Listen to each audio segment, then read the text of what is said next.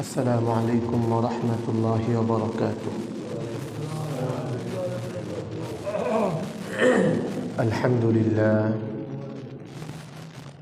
لله نحمده ونستعينه ونستغفره ونعوذ بالله من شرور أنفسنا ومن سيئات أعمالنا. من يهده الله فلا مضل له ومن يضلل فلا هادي له. وأشهد أن لا إله إلا الله وحده لا شريك له. وأشهد أن سيدنا ومولانا محمدًا عبده ورسوله أرسله بالحق بشيرا ونذيرا وداعيا إلى الله بإذنه وسراجا منيرا. فقد قال الله تعالى في كلامه المجيد وفي فرقانه الحميد: أعوذ بالله من الشيطان الرجيم. بسم الله الرحمن الرحيم. يا أيها الذين آمنوا استعينوا بالصبر والصلاة إن الله مع الصابرين. وقال النبي صلى الله عليه وسلم: أول ما يحاسب به العبد يوم القيامة الصلاة. صدق الله المولانا العظيم وصدق رسوله النبي الكريم ونحن على ذلك من الشاهدين والشاكرين والحمد لله رب العالمين. সম্মানিত উপস্থিতি, আল্লাহ রাব্বুল ইজ্জাত ওয়াল জালালের কাছে সেজদা অবনত চিত্তে শুকরিয়া আদায় করে নিচ্ছি যে রব্বে কারীম আমাদেরকে অসংখ্য অগণিত ইমানদার মুসলমানদের মধ্য থেকে বাছাই করে সপ্তাহের শ্রেষ্ঠতম দিন জুমার দিন পৃথিবীর পবিত্রতম স্থান মসজিদে এসে কোরআন ও হাদিসের মজমায় বসার তৌফিক দান করেছেন। আমরা আমাদের মালিকের দরবারে কালিমাত শুকর আদায় করে নিচ্ছি। সকলেই বলি আলহামদুলিল্লাহ।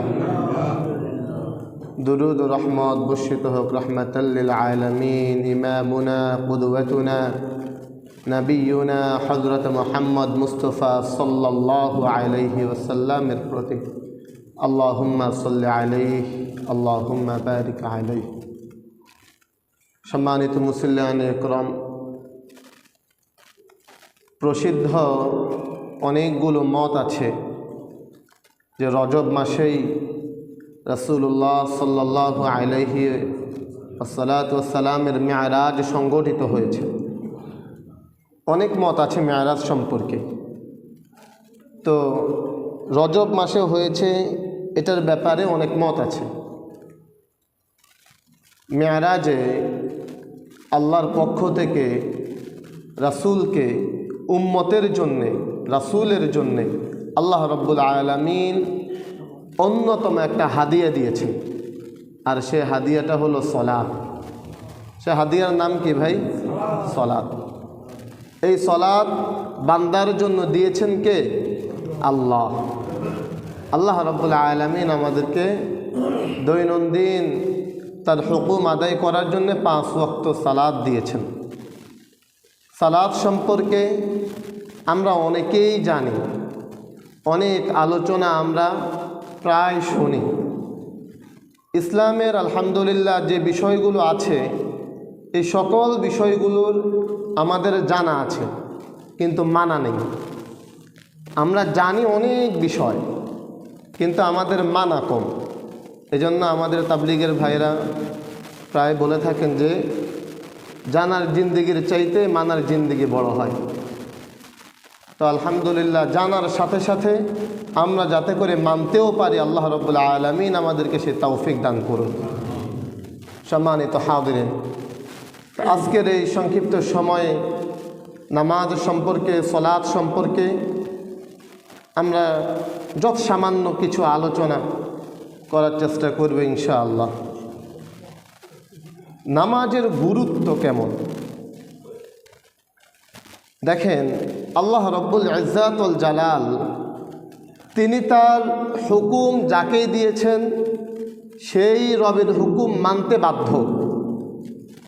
সূর্যকে আল্লাহ হুকুম দিয়েছেন যে তুমি পূর্ব আকাশে উদিত হবে, পশ্চিম আকাশে অস্ত যাবে। সূর্য রবের এই হুকুম মানতে বাধ্য এবং মেনে আসতেছে। যতদিন পর্যন্ত না রবের পক্ষ থেকে হুকুম হবে যে তুমি পশ্চিম আকাশে উদিত হও, ততদিন পর্যন্ত সূর্য রবের ওই আদেশ মানতে থাকবে। খুঁটি বিহীন এই আসমান, এই আসমানে আল্লাহ রাব্বুল আলামিন তার হুকুম জারি করেছেন যে তুমি খুঁটিবিহীন অবস্থায় স্থির থাকবে, ঝুলন্ত থাকবে। আসমান খুঁটিবিহীন অবস্থায় আছে রবের হুকুমে। তো সে রব তার এই সৃষ্টিগুলোকে হুকুমের সাথে সাথে আদেশ মানতে বাধ্য করেছেন। আর একটা হুকুমে তারা রবের সে আদেশগুলো মানতে বাধ্য হচ্ছে। নামাজ ইসলামে এত গুরুত্বপূর্ণ একটা বিষয় যে নামাজের জন্যে আল্লাহ রাব্বুল আলামিন কোরআনুল কারিমে ৮২ জায়গায় বলেছেন। এক জায়গায় বললেই নামাজের গুরুত্ব হয়ে যেত, কিন্তু এই নামাজের গুরুত্বকে আল্লাহ বুঝানোর জন্যে, নামাজ আল্লাহর কাছে এত প্রিয় এটা আল্লাহ বুঝানোর জন্যে, বান্দাদের জন্য নামাজ অপরিহার্য এটা আল্লাহ রাব্বুল আলামিন বুঝানোর জন্যে আল্লাহ রাব্বুল ইজ্জাত ওয়াল জালাল কোরআনে প্রায় ৮২ জায়গায় নামাজের কথা বলেছেন। আর অন্য কোনো ইবাদতের কথা আল্লাহ রাব্বুল ইজ্জাত ওয়াল জালাল এত বেশি বলেন নাই, নামাজের কথা রব যত বেশি বলেছেন। ৮২ বার নামাজের কথা বলার দ্বারা নামাজের গুরুত্ব ভাই বাড়লো না কমলো? সবাই বলেন, বাড়লো না কমলো? বাড়লো। তাহলে অন্যান্য ইবাদত গুরুত্বহীন আমি বলতেছি না, অন্যান্য ইবাদতের চাইতে নামাজের গুরুত্ব কম না বেশি? শুধু বেশি না, বলা হবে অনেক বেশি। অন্যান্য ইবাদতের চাইতে নামাজের গুরুত্ব অনেক বেশি। তাই তো রব্বে কারীম নামাজের কথা বারবার বলেছেন।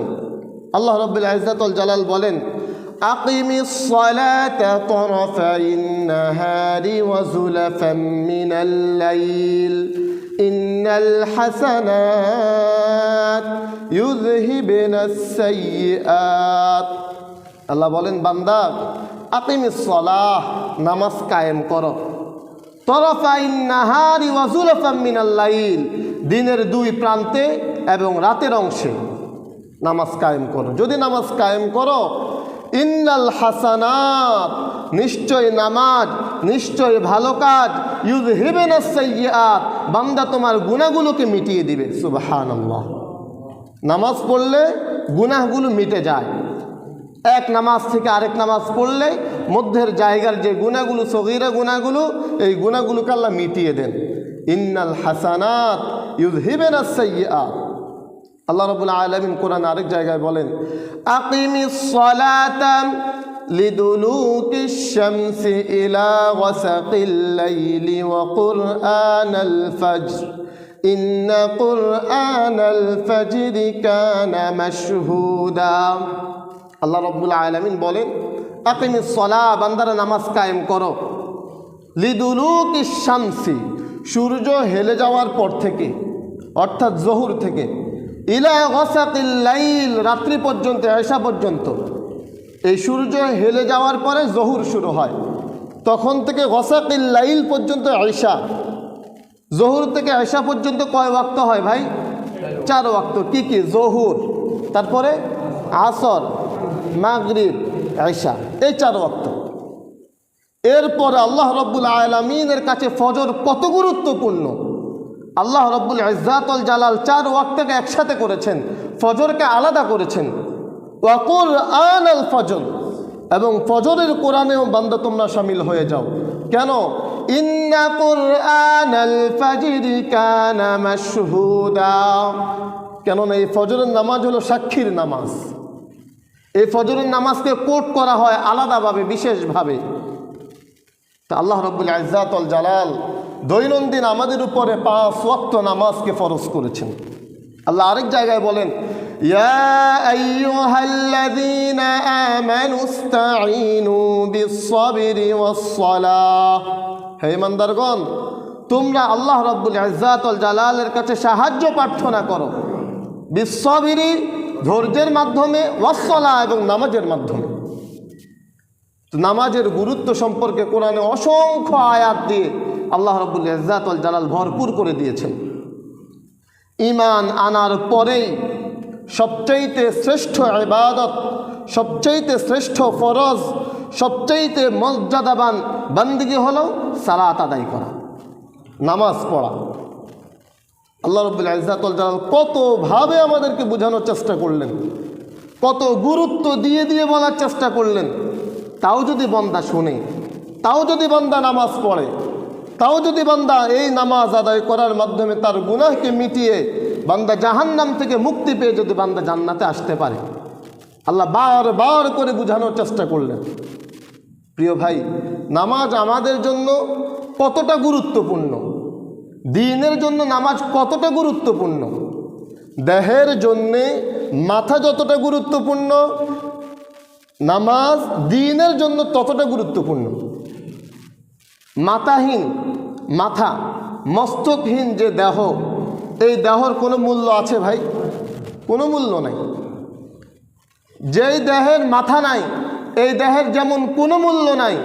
যেই ধর্মে, যেই ইসলামে, যেই মুসলিম, যে মুমিন নামাজ পড়ে না, ওই মুমিনেরও কোনো দাম নেই।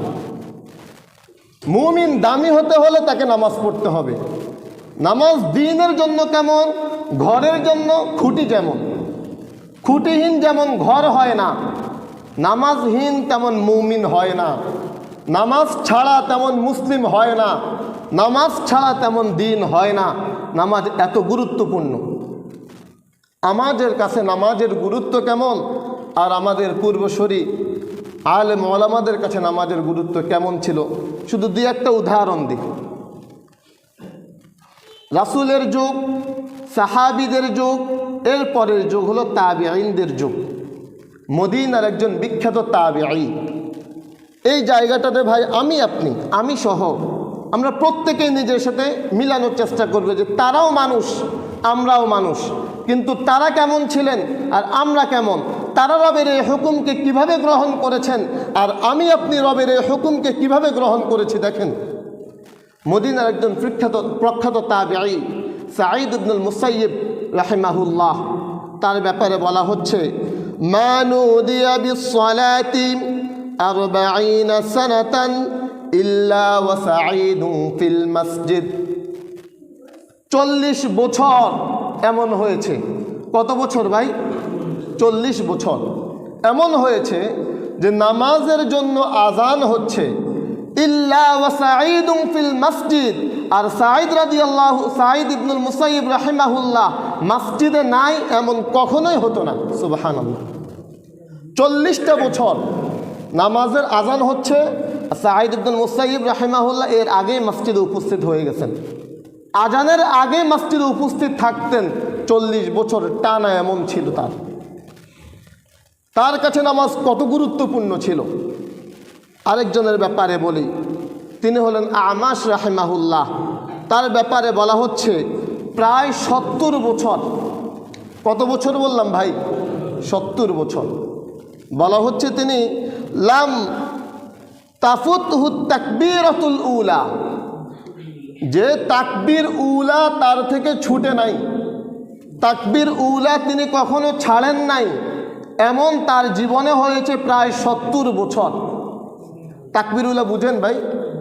নামাজের জন্য প্রথম যে তাকবীরটা দেওয়া হয়, আল্লাহু আকবার, ইমাম সাহেব যে তাকবীরটা বলেন বা যে তাকবীর বলে আমরা নিয়ত বাঁধি, এই তাকবীরটাকে বলে তাকবীর উলা।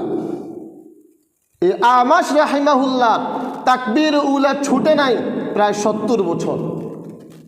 ওনাদের নামাজ ছুটে গেছে, এটা কল্পনাও তো করা যায় না। তার নামাজ তরক হয়েছে, সেটাকে কল্পনা করার সুযোগ আছে? তাকবীরুল আযান ছুটে না 70 বছর, যিনি 40 বছর আজানের আগেই মসজিদে উপস্থিত থাকেন, তার কাছে নামাজের গুরুত্ব কেমন? নামাজের এত মজা তারা কেন পান?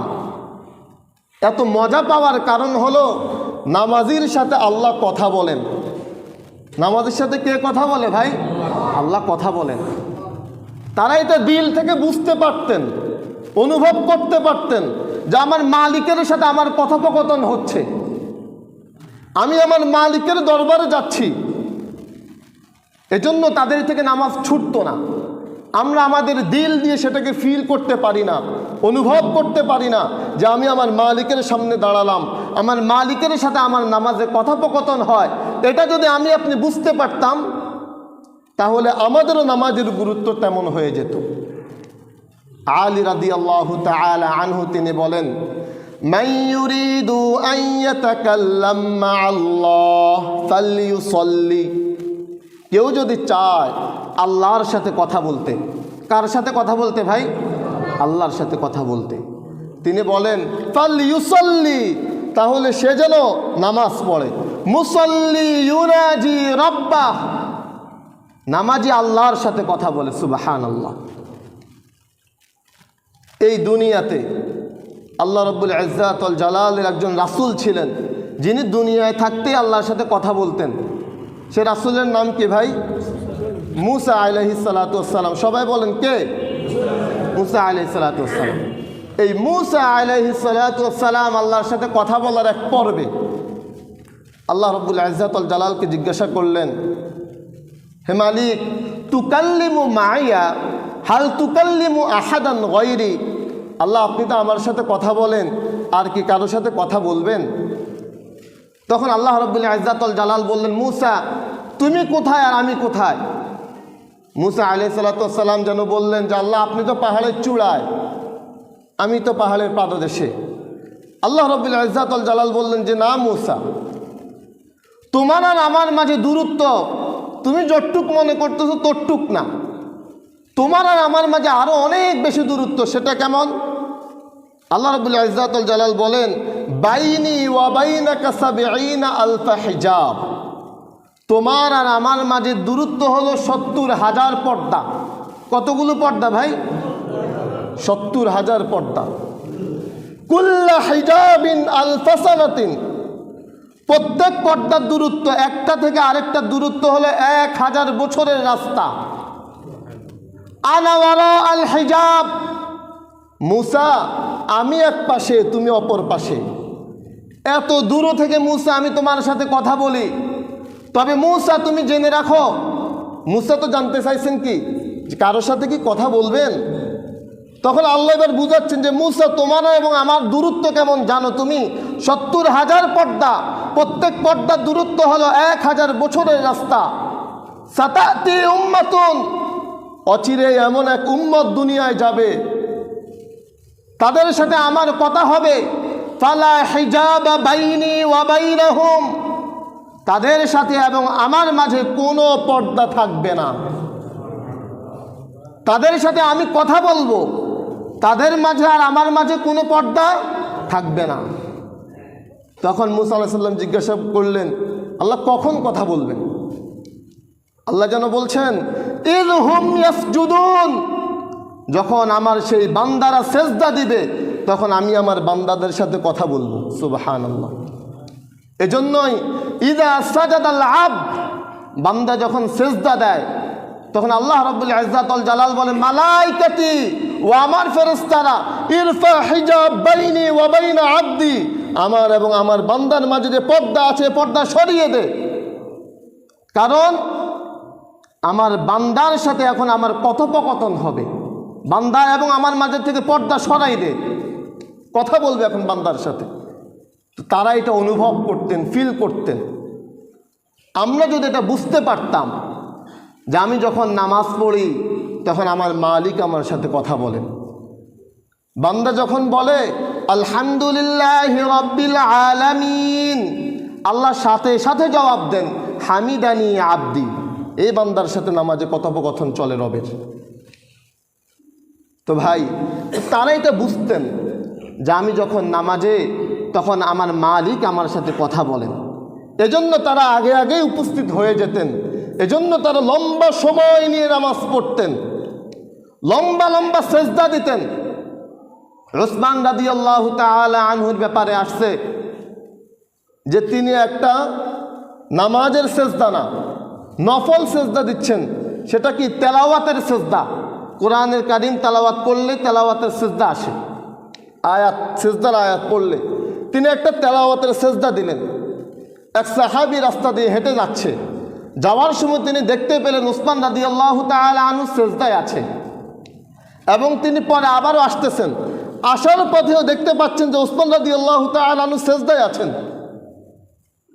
উসমান রাদিয়াল্লাহু তাআলা আনহু সেজদার দিকে তাকিয়ে ওই সাহাবী বলতে বাধ্য হয়েছে যে উসমানের এই সেজদা ফজর করে দিবে। সুবহানাল্লাহ! এক সেজদা কতটা একাগ্রতার সাথে, কতটা ভালোবাসার সাথে একটা সেজদা দিলে আরেকজন বলতে পারে যে এই সেজদা তার রাত কাটিয়ে দিবে। একটা সেজদা রাত কাটাই দিচ্ছেন তারা বুঝতেন যে এটা আমি আমার মালিকের কুদরতি কদমে সেজদা দিচ্ছি, আমার মালিকের সাথে আমার কথোপকথন চলছে। যে মালিক আমাকে সৃষ্টি করেছেন, যে মালিক আসমান আর জমিন সৃষ্টি করেছেন, সে মালিকের সাথে আমার কথোপকথন হচ্ছে। এটা তারা বুঝতেন, এজন্য তারা এত দীর্ঘ সময় নিয়ে নামাজ পড়তেন। প্রিয় ভাই, তো নামাজের গুরুত্ব সম্পর্কে আমরা সামান্য কিছু জানার চেষ্টা করলাম। এবার আসেন নামাজের অল্প কয়েকটি উপকারিতা আজকের জুমাতে আলোচনা হবে, এবং আগামী উপকারিতাগুলো ইনশাআল্লাহ আমরা আমাদের পরবর্তী জুমাতে আলোচনা করব। ওমা তৌফিক ইল্লা বিল্লাহ। নামাজের 1 নম্বর উপকারিতা, নামাজ হলো নূর। আসসালাতু নূরুন, নামাজ হলো নূর। এই জায়গাটা ক্লিয়ার হয়ে নেন ভাই। সবাই বলেন নামাজ কি? নূর। আবার বলেন নামাজ কি? নূর। বলেন আসসালাতু নূরুন, নামাজ হলো নূর। এই কথাটা রাসূলুল্লাহ সাল্লাল্লাহু আলাইহি ওয়াসাল্লাম বলেছেন। সে হাদিস কি? হাদিসের মাঝে এসেছে আল্লাহ রাসূল সাল্লাল্লাহু আলাইহি ওয়াসাল্লাম বলেন, আত-তুহুরু শাতরুল ঈমান, পবিত্রতা ঈমানের অঙ্গ। ওয়াল হামদুলিল্লাহি তামলাউল মিজান, আলহামদুলিল্লাহ, আমার কোন উম্মত যদি বলে আলহামদুলিল্লাহ, আমার ওই উম্মতের মিজানের পাল্লাকে পরিপূর্ণ করে দেওয়া হবে। সুবহানাল্লাহ! কি বললে ভাই? আলহামদুলিল্লাহ। সবাই বলেন আলহামদুলিল্লাহ। মিজানের পাল্লা কি হয়েছে? আচ্ছা, 2 ধরনের কথা আসলো। আমি তো বললাম পরিপূর্ণ। মনে করেন 10 লিটারের পানির বোতল, কয় লিটার? 10 লিটার পানির বোতলে যদি 8 লিটার দেওয়া হয়, এই বোতল ভারী হলো। এই বোতল কি হয়েছে? ভারী হয়েছে, কিন্তু পূর্ণ কি হয়েছে? না। 10 লিটার বোতলে 8 লিটার দিলে ভারী হয়, কিন্তু পূর্ণ হয় না। আলহামদুলিল্লাহ এমন শব্দ, এটা মিজানের পাল্লাকে ভারী করে না, মিজানের পাল্লাকে কি করে দেয়? পূর্ণ করে দেয়। আপনার নেকির পাল্লা কি হয়ে যাবে? পরিপূর্ণ হয়ে যাবে। আলহামদুলিল্লাহ। একবার বললে যদি পরিপূর্ণ হয়ে যায়, 2 বার বললে রাখবে কোথায়? বিষয়টা না, একবার পড়লে যদি পরিপূর্ণ হয়ে যায়, 2 বার বললে রাখবে কোথায়? এটার কথা আছে লম্বা বিস্তারিত, একটা কিতাবই আছে আলাদা। যে কারো অ্যাকাউন্টে 1 কোটি টাকা যদি থাকে, যদি আরও পাঠাতে চায়, তাহলে কি পাঠানোর সুযোগ আছে কি নাই? সহজ হিসাব হলো এটা, যে 2 বার বললে রাখার আরও জায়গা আছে, রব্বে কারিম রাখার ব্যবস্থা করবেন। তবে তার একবার বললেই মিজানের পাল্লা ভারী হয়ে যায়। প্রিয় ভাই, তো আলহামদুলিল্লাহ মিজানের পাল্লাকে কি করে দেয়? পরিপূর্ণ করে দেয়। আলহামদুলিল্লাহ মিজানের পাল্লাকে কি করে দেয়? পরিপূর্ণ করে দেয়। এরপরে সুবহানাল্লাহ ওয়ালহামদুলিল্লাহ, বলেন সুবহানাল্লাহ আলহামদুলিল্লাহ। কেউ যদি বলে সুবহানাল্লাহ আলহামদুলিল্লাহ, তাহলে আসমান এবং জমিনের এই ফাঁকা জায়গাকে আল্লাহ রব্বুল ইজ্জাত ওয়াল জালাল নেকি দিয়ে পরিপূর্ণ করে দেয়। সুবহানাল্লাহ। এরপরে মূল কথাটা, যে কথার জন্য হাদিস, আল্লাহ রাসূল বলেন আস-সালাতু নূর, নামাজ হলো নূর, সালাত হলো নূর। সালাত কি ভাই? নূর। যেই নামাজ পড়লো, যে সালাত আদায় করলো, আল্লাহ রাব্বুল আলামিন তাকে নূর দিয়ে ভরপুর করে দেবেন। সুবহানাল্লাহ। দিয়াআন লিল ওয়াজহি, নামাজির চেহারা আলোকিত হয়ে যাবে, নামাজের চেহারা নূরে ভরপুর হয়ে যাবে। সুবহানাল্লাহ। নামাজের চেহারা আর বেনামাজের চেহারা এক না দুই? এক না দুই? নামাজের চেহারার দিকে তাকালে নূর ঝলক মারে, বেনামাজের চেহারার দিকে তাকালে ওই নূর চমকাবে না যেই নূর নামাজের চেহারায় আছে। আল্লাহ রাসূল বলেন দিয়াআন লিল ওয়াজহি, নামাজের চেহারাকে নূর দিয়ে পরিপূর্ণ করে দেওয়া হবে। ওয়া নূরুন ফিল কলবি, নামাজের অন্তরকে নূর দিয়ে পরিপূর্ণ করে দেওয়া হবে। সুবহানাল্লাহ। নামাজের অন্তরে কি হয়ে যাবে? নূর হয়ে যাবে। এজন্য নামাজ পড়তে পড়তে যার অন্তরটাকে রব নূর দিয়ে ভরপুর করে দিবেন, ওই নামাজই নামাজ পড়বে আর তার মনে হবে আমি যেন আমার রবকে দেখি দেখি লাগে। অন্তরের নূর দ্বারা রবকে দেখা যায় মনে হয়। সেটা কেমন? আল্লাহ রাসূল হাদিসে বলছেন আনতা বুদাল্লাহ কাআন্নাকা তারাহ ফাইন লাম তাকুন তারাহু ফাইন্নাহু ইয়ারাক। উম্মত, এমনভাবে নামাজ পড়ো যেন তুমি তোমার রবকে দেখো। নামাজ পড়তে হবে এমনভাবে যেন তুমি তোমার রবকে কি দেখো, যেন আমি আমার রবকে কি দেখি। তো এমন নূর রব্বে কারীম নামাজের কলবে দিয়ে দেন যেই নূর দ্বারা বান্দা যেন রবকে দেখি দেখি লাগে, ওই নূর দ্বারা দেখা যাবে। কিন্তু ভাই আজ তো আমরা ওই নামাজ পড়তে পারি না, ওই নামাজ আমাদের দিলকে আলোকিত করে না, যে দিল দিয়ে আমি আমার রবকে দেখি দেখি লাগে, আমি আমার রবকে অনুভব করতে পারি, ওই নামাজ ভাই আমরা পড়তে পারি না। আল্লাহ রাসূল বলেন আস-সালাতু নূরুন, নামাজ হলো নূর। এই নূর কিয়ামতের ময়দানে সে যেদিকেই যাবে সেদিকেই পাবে। আল্লাহ রাব্বুল ইজ্জাত ওয়াল জালাল বলেন ইয়াউমা তারাল মুমিনিনা ওয়াল মুমিনাতি ইয়াসআ নূরুহুম বাইনা আইদিহিম ওয়া বিআইমানিহিম। নামাজিরা কিয়ামতে যখন উঠবে তারা ডানেও আলো দেখবে, বামেও আলো দেখবে, সামনেও আলো দেখবে, পিছনেও আলো দেখবে। চতুর্দিকে শুধু কি থাকবে? আলো থাকবে, চতুর্দিকে নূর থাকবে। নামাজের চতুর্দিকে নূর, নামাজের চতুর্দিকে কি ভাই? আর বেনামাজির চতুর্দিকে নার, বেনামাজির চতুর্দিকে কি? নার। নার বুঝছেন? আগুন। নার কি ভাই? আগুন। এখানেও নার, ওখানে নূর। নামাজের থাকবে হলো নূর, নামাজের কি থাকবে? নূর। বেনামাজের কি থাকবে? নার। বলেন বেনামাজের কি থাকবে? নার। নূর হলো আলো, নূর কি? নার হলো আগুন, নার। দেখছেন আরবি দুটোটা মিলে, একটা হলো নূর, নূর নুন দিয়ে শুরু, আরেকটা হলো নার, নুন দিয়ে শুরু। আলো সরে আ দিয়ে শুরু, আগুন সরে আ দিয়ে শুরু। কি চমৎকার এক মিল আল্লাহ রেখে দিয়েছেন, আলহামদুলিল্লাহ। যারা নামাজি তাদের চতুর্দিকে কি থাকবে ভাই? নূর থাকবে। আর যারা বেনামাজি তাদের চতুর্দিকে কি থাকবে? নার থাকবে। এটা আওয়াজ দিয়ে সবাই বলেন, বলেন নামাজির চতুর্দিকে নূর থাকবে, বেনামাজির চতুর্দিকে নার থাকবে। এবার বাংলাটা বলেন, নামাজির চতুর্দিকে আলো থাকবে, বেনামাজির চতুর্দিকে আগুন থাকবে। আল্লাহ আমাদের অন্তরে আগুনের ভয় দিয়ে ভরপুর করিয়ে দেন। আল্লাহ আমাদের অন্তরগুলোতে নামাজের নূর দিয়ে ভরপুর করিয়ে দেন। প্রিয় ভাই, এই যে নূর, এই নূর দ্বারাই বান্দা তার কবরে মুক্তি পাবে, এই নূর দ্বারাই বান্দা তার ফুলসিরাত পার হতে পারবে, এই নূর দ্বারাই বান্দা তার জাহান্নাম থেকে মুক্তি পাবে, এই নূর দ্বারাই বান্দা তার জান্নাতে যেতে পারবে। আল্লাহ রাসূল সাল্লাল্লাহু আলাইহি সাল্লাতু ওয়াস সালাম এক হাদিসে বলেন বাশশিরিল মাশাঈনা ফিজ যুলামি ইলাল মাসাজিদ বিন নূরিত তাম্মি ইয়াউমাল কিয়ামাহ। যে ব্যক্তি অন্ধকারের সময় মসজিদে আসে, ওই ব্যক্তিকে কিয়ামতের দিন পরিপূর্ণ নূরের সুসংবাদ দাও। কোন সময় ভাই? অন্ধকারের সময়। অন্ধকারের সময় দুই নামাজ, এক হলো এশার নামাজ, আরেকটা কোন নামাজ? ফজরের নামাজ। এই দুই নামাজে যারা আসবে এদের পরিপূর্ণ নূরের সুসংবাদ দেওয়া হয়েছে কোন দিন? কিয়ামতের দিন। যারা ফজরে আসে কিয়ামতের দিন তাদেরকে পরিপূর্ণ নূর দিয়ে আল্লাহ রাব্বুল ইজ্জাত ওয়াল জালাল জান্নাতে পৌঁছিয়ে দিবেন ইনশাআল্লাহ। আল্লাহ তাআলা এক হাদিসে বলেন, মান সাল্লা সালাতাল ফাজরি ফাহুয়া ফি জিম্মাতিল্লাহ। যে ব্যক্তি সালাতুল ফজর পড়ল ওই ব্যক্তির জিম্মাদারি স্বয়ং আল্লাহ রাব্বুল আলামিন নিয়ে নিলেন। ফজর যে পড়লো তার জিম্মাদারি কার?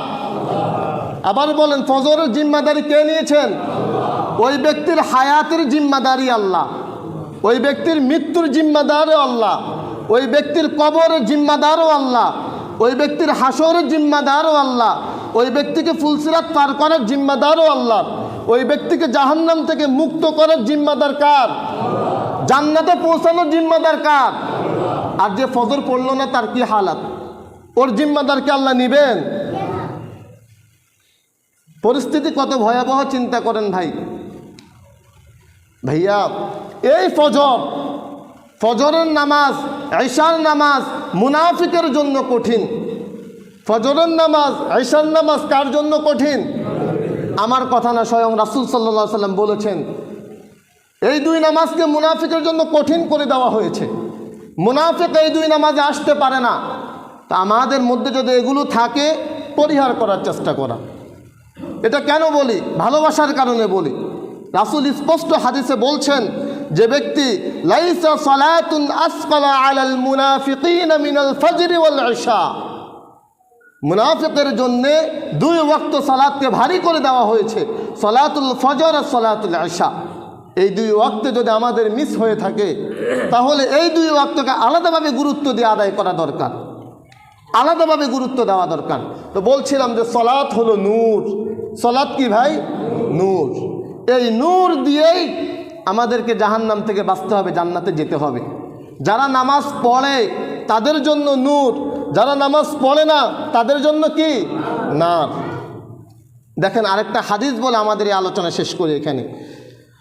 আল্লাহ রাসূল সাল্লাল্লাহু আলাইহি ওয়াসাল্লাম একটা লম্বা হাদিসে বলেন, মান হাফাযা আলাস সালাতি কানাত লাহু নূরান ওয়া বুরহানান ওয়া নাজাতান ইয়াউমাল কিয়ামাহ। যে ব্যক্তি সালাত আদায় করলো, যে ব্যক্তি সালাতের যত্ন করলো, মান হাফাযা আলাইহা নূরান ওয়া বুরহানান ওয়া নাজা, ওই ব্যক্তি নূর পেয়ে গেল, ওই ব্যক্তি দলিল পেয়ে গেল, ওই ব্যক্তি অবশ্যই জাহান্নাম থেকে মুক্তি পেয়ে গেল। কোন ব্যক্তি? যে ব্যক্তি কি করলো? সালাত আদায় করলো, যে ব্যক্তি নামাজ পড়লো। আর যে নামাজ পড়লো না, ওয়ামান লাম ইউহাফিজ আলাইহা লাম ইয়াকুন লাহু নূরুন, আর যে নামাজ পড়লো না, নামাজের যত্ন করলো না, ওই ব্যক্তি নূর পাবে না। ওই ব্যক্তি নূর পাবে? কোন ব্যক্তি? বেনামাজি। কোন ব্যক্তি? বেনামাজি। শুধু কি নূর পাবে না এটা না, রাসূল কি বলেন? ওয়ালা বুরহানুন, এবং কোনো দলিলও পাবে না, ওয়ালা নাজাতুন, এবং সে মুক্তিও পাবে না। একটু বললেও তো হতো। এরপরে ভয়াবহ কথাটা দেখেন, আল্লাহ রাসূল কি বলেন? ওয়াহুশিরা ইয়াউমাল কিয়ামাহ, বেনামাজির হাসর হবে। বেনামাজির কি হবে? হাসর হবে। কার সাথে? নামাজির সাথে? রাসূলের সাথে? সিদ্দিকিনদের সাথে? না। দেখেন কার সাথে হবে? মা ফিরআউন ওয়া হামান ওয়া কারুন ওয়া উবাই ইবনে খালফ। আপনি ফিরআউনকে ঘৃণা করেন, কিন্তু আপনার চালচলন, আপনার খাসলাত, আপনার স্বভাব, আপনার কথাবার্তা, আপনার উঠা বসা ফিরআউনের মতো। আপনি মনে করেন যে আপনার হাসর হবে রাসূলের সাথে, জান্নাতীদের সাথে, এটা আপনি মনে করেন? আর চালচলন করবেন তাদের মতো? রাসূল বলছেন বেনামাজি যারা হবে, নামাজ যারা পড়বে না, তাদের হাসর অবশ্যই হবে, আর সেটা হবে ফিরআউনের সাথে, ওয়া হামানের সাথে। ফিরআউন জান্নাতি না জাহান্নামী? এই কথা তো ক্লিয়ার। তো নামাজ না পড়লে জান্নাতি না জাহান্নামী? এই কথা জানার পরে জাহান্নাম শান্তির জায়গা? জাহান্নাম শান্তির জায়গা? তো ভাই এটা তো জানি, তো নামাজে কেন আসি না? কারুন জান্নাতি না জাহান্নামী? হামান জান্নাতি না জাহান্নামী? এরা জাহান্নামী বলতে সিল করা জাহান্নামী। আল্লাহ রাব্বুল আলামিন সিল করে দিয়েছেন নিশ্চিত জাহান্নামী। তো এই জাহান্নামীদের সাথে যখন ভাই উঠা হবে আপনার, তখন আপনার দুর্দশা কেমন হবে? এজন্য ভাই নামাজে আসা। আল্লাহ রাব্বুল ইজ্জাত ওয়াল জালাল কোরআনে বারবার করে বলেছেন, قد أفلح المؤمنون الذين هم في صلاتهم خاشعون قد أفلح من تزكى قد أفلح من زكى وذكر اسم ربه فصلى। সফলতা নামাজে। সফলতা কোথায়? কল্যাণ নামাজে। কল্যাণ কোথায়? এজন্য মুয়াজ্জিন তো প্রতিদিনই বলে হাইয়া আলাস সালাহ, এসো নামাজের দিকে। হাইয়া আলাস সালাহ অর্থ কি ভাই? এসো নামাজের দিকে। তা আমার জানতে চাওয়া যে ভাই নামাজে গেলে কি হবে? মুয়াজ্জিন বলে হাইয়া আলাল ফালাহ, নামাজে যদি আসো আল্লাহ রাব্বুল আলামিন তোমাকে কল্যাণ দিয়ে দিবেন। নামাজে আসলে আল্লাহ কি দিবেন? কল্যাণ দিবেন। এবার আমার যেন জিজ্ঞাসা যে মালিক, নামাজে গেলে আপনি তো কল্যাণ দিবেন, আপনার ক্ষমতা কতদূর? কল্যাণ কতটুকু দিবেন? কয়জনকে দিতে পারবেন? তো আল্লাহ যেন বলেন যে মুয়াজ্জিন জানিয়ে দাও আল্লাহু আকবার। কি বলছে ভাই? যে আমি আল্লাহ সবচেয়ে বড়, আমি আল্লাহ সবচেয়ে বড়, এটা জানিয়ে দাও। তোমার কল্যাণ কতদূর লাগবে, ততদূর দেওয়ার পরেও আমি আল্লাহর কল্যাণের যে পোটলা রয়েছে, যে ভান্ডার রয়েছে, ওখান থেকে কিঞ্চিত পরিমাণ কমে যাবে না। তুমি আসো কল্যাণে, তুমি আসো সফলতায়, তুমি আসো বিজয়ে। আর তা হলো সালাত। কল্যাণ কিসে? সফলতা কিসে? বিজয় কিসে? সালাতে। এই জন্য আমরা প্রথম তাকবীর বাদে কি বলে? সবাই বলেন কি বলে? আল্লাহু আকবার। আল্লাহু আকবার অর্থ কি? আল্লাহ সবচেয়ে বড়। আবার বলেন আল্লাহু আকবার অর্থ কি? আল্লাহ সবচেয়ে বড়। নামাজের জায়গায় জায়গায় আল্লাহ শ্রেষ্ঠত্ব দিই আমরা। আল্লাহু আকবার, আল্লাহ সবচেয়ে বড়। রুকুতে গিয়ে বলি সুবহানা রাব্বিয়াল আযীম, আল্লাহ হলেন মহান। আল্লাহ কি ভাই? মহান। সাজদায় কি বলি? সুবহানা রাব্বিয়াল আ'লা, আল্লাহ সবচাইতে শ্রেষ্ঠ। সবচাইতে শ্রেষ্ঠ কে? আল্লাহ। এই তিনটে জায়গা দেখেন। আকবার সবচেয়ে বড়, আযীম সবচেয়ে মহান, আ'লা সবচেয়ে শ্রেষ্ঠ। শব্দ কয়টা ভাই? প্রথমটা কি? আকবার। আচ্ছা শুধু শব্দগুলো বলেন। বলেন আকবার, আযীম, আ'লা। সবাই বলেন আকবার, আযীম, আ'লা। আকবার সবচেয়ে বড়, বলেন। আযীম সবচেয়ে মহান, আ'লা সবচেয়ে শ্রেষ্ঠ। এই তিনটা শব্দের একটু যদি বুঝেন, বুঝার জন্যে বলা, কত বড়, কত মহান আমার আপনার রব, কত শ্রেষ্ঠ, এটা বুঝানোর মতো কোনো শব্দ আমাদের কাছে নাই। বাকি বুঝার জন্য একটু বলি, আল্লাহ রাব্বুল ইজ্জাত ওয়াল জালাল কতটা বড় এটা দেখেন। ইমাম ইবনুল কাইয়িম রাহিমাহুল্লাহ একটি কিতাব লিখেছেন। ওই কিতাবে তিনি বলছেন যে যদি পৃথিবীর সমস্ত সৃষ্টিকে একটা মাঠে জমা করে দেওয়া হয়, সেই মাঠে যদি সমস্ত ফেরেশতাদেরকে জমা করে দেওয়া হয়, সেই মাঠে যদি সমস্ত মানুষদেরকে জমা করে দেওয়া হয়, সেই মাঠে যদি সমস্ত আম্বিয়া ইকরাম আলাইহিস সালাতু ওয়াস সালামদেরকে জমা করে দেওয়া হয়, এক কথায় আল্লাহর সমগ্র সৃষ্টিকে যদি এক মাঠে জমা করে দেওয়া হয়, আর সবাই যদি বলতে থাকে আল্লাহ সবচাইতে বড়, আল্লাহ সবচাইতে বড়, আল্লাহু আকবার, আল্লাহু আকবার, এটা বলতে বলতে সকলের যদি কিয়ামত কায়েম হয়ে যায়, সকলের যদি কিয়ামত কায়েম হয়ে যায়, এরপরেও আমার আল্লাহ আরো বড়। সুবহানাল্লাহ। আমার আল্লাহর বড়ত্ব এর চাইতে বড়। ওয়াকাব্বিরহু তাকবীরা। এরপরেও ধরার জন্যে, বলার জন্যে বলা, যে তারা বলতে বলতে যদি এক পর্যায়ে এমন হয় যে আল্লাহর বড়ত্ব বর্ণনা করে শেষ করা গেছে, যেখানে গিয়ে আল্লাহু আকবারের বড়ত্বের বর্ণনা শেষ হবে, ওখান থেকে আল্লাহ রাব্বুল ইজ্জাত ওয়াল জালালের আজিমের মহানতা শুরু হবে। সুবহানাল্লাহ, বুঝাতে পারছি না ভাই? আকবার যেখানে শেষ, আজিম সেখান থেকে শুরু, আজিম যেখানে শেষ, আলা সেখান থেকে শুরু। শব্দ কয়টা? প্রথমটা কি? দ্বিতীয়টা কি? তৃতীয়টা কি? আলা। আকবরেরটা একটু বলার চেষ্টা করেছেন তিনি, যে সবাই মিলেও যদি বলে যে আমার রব সবচাইতে বড়, তা বলতে বলতে যদি সকলের কিয়ামত কায়েম হয়ে যায়, এরপরেও আমার রবের বড়ত্বের গুণগান বর্ণনা করে শেষ করতে পারবে না। ধরে নেওয়া গেল যে রবের বড়ত্বের গুণগান শেষ করা গেছে, যেখানে গিয়ে শেষ হবে সেখান থেকে কারটা শুরু হবে? আজিমেরটা শুরু হবে। আজিমেরটাও শেষ হবে না, যদিও শেষ হয়, শেষ হলে যেখানে গিয়ে শেষ হবে সেখান থেকে কারটা শুরু হবে? আলা শুরু হবে। এত এক মহান রবের নামাজের জন্য রব আমাদেরকে ডাকেন ভাই, কিন্তু আমরা সে নামাজে আসি না, আমরা সে নামাজ আদায় করি না, আমরা আমাদের জীবনে সে নামাজ পড়ি না।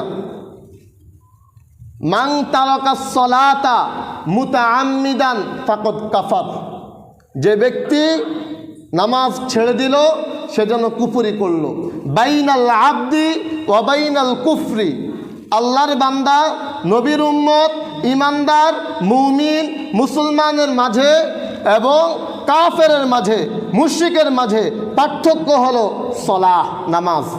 যে নামাজ পড়লো সে মুমিন, যে নামাজ পড়লো সে মুসলিম, যে নামাজ পড়লো সে রাসূলের উম্মত, যে নামাজ পড়লো সে আল্লাহর বান্দা। আর যে নামাজ পড়লো না সে কি মুমিন?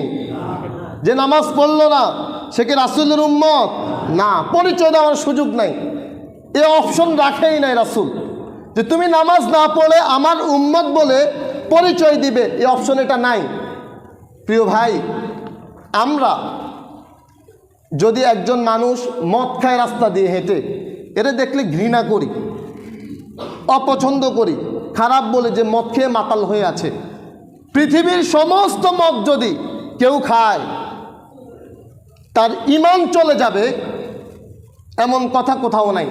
আমি কিন্তু মদ খাওয়াকে মানে ভালো কাজ বলতেছি না, অবশ্যই এটা হারাম কাজ, অবশ্যই এটা ঘৃণিত কাজ, কিন্তু মদ খাওয়ার চাইতেও নামাজ ছেড়ে দেওয়া আরও বেশি ঘৃণিত কাজ, আরও বেশি অপছন্দের কাজ। যে ব্যাপারে রাসূল বলেছেন যে ফাকাদ কাফার, সেজন্য কাফের হয়ে গেল। তো আপনি নামাজ না পড়ে পরিবারের সবাই মিলে একসাথে ঘরে ঘুমান কিভাবে? একজনেরও লজ্জা লাগে না, একজনেরও শরম লাগে না যে নামাজ না পড়ে পরিবারের প্রত্যেকটা ব্যক্তি ঘুম থেকে উঠলাম, সবাই সবার দিকে তাকিয়ে হাঁটতেছি, কিন্তু পরিবারে যদি একজন মদখোর থাকে, ওরে নিয়ে সবার মাথা ব্যথা থাকে, টেনশন থাকে যে কি করে এরে ফিরানো যায়, কি করে ওকে ওই পথ থেকে আনা যায়। কিন্তু এই পরিবারের সবাই বেনামাজি, কারো কোনো টেনশন নাই, সবাই সবার মতো করে এই দিন যাপন করতেছি। ভাই বলেন তো দেখি, কুকুরের গোস্ত হালাল না হারাম? শুকুরের গোস্ত হালাল না হারাম?